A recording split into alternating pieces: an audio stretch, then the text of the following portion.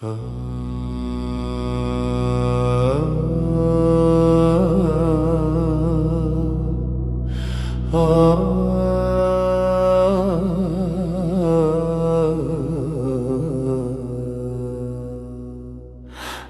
edirsən hər gün mənə, yandırırsan içimi. Bir baxışın bəs edir dəyişməyə taleyimi. Gülməyin var öldürür, susmağınsa daha pis. Bir gün yaxın, bir gün uzaq, anlamıram bu nə iş. Qaz eləmə, naz eləmə, ürəyimi bu qədər yorma. Mən səndən başqa heç kimi sevmirəm, anla. Bir gün soyuq, bir gün isti, nədir bu vurnuxma? Gəl düz danış, dey görüm, sevirsən ya yox a bala.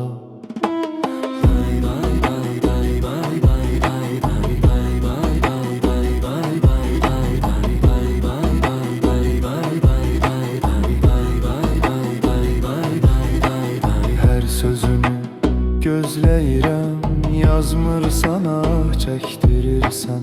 Sanki bilərəkdən mənim ürəyimlə oynayırsan.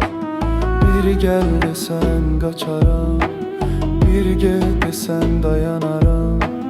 Nazın o qədər şirindi ki, yenə də bağlanaram.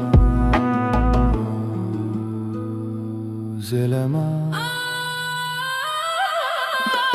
naz eləmə, ürəyimi bu qədər yorma. Nazın gözəldir, amma çox olanda dərd olar valla. Sən güləndə bahardır, küstükcə qış düşür ara.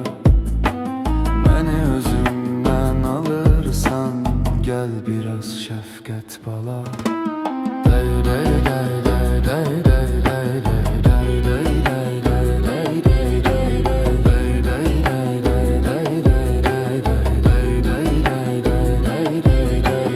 Bilirsənmi, bir baxışın dəyişir bütün günümü. Sənə aid bir söz belə isidir buzlu ömrümü. Nazın mənə yaraşır, sevdiyim qədər çəkərəm. Amma yenə də bircə kəlmə istəyirəm, gəl mənim. Naz eləmə, ürəyimi bu qədər yorma. Hər gecə adını çəkirəm, daha gizlətmirəm, anla. Mən səni sevirəm, vallah, nə qədər etsən də naz. Qəlbim səndə qalıb artıq, qaçmağa yol yox ay yaz.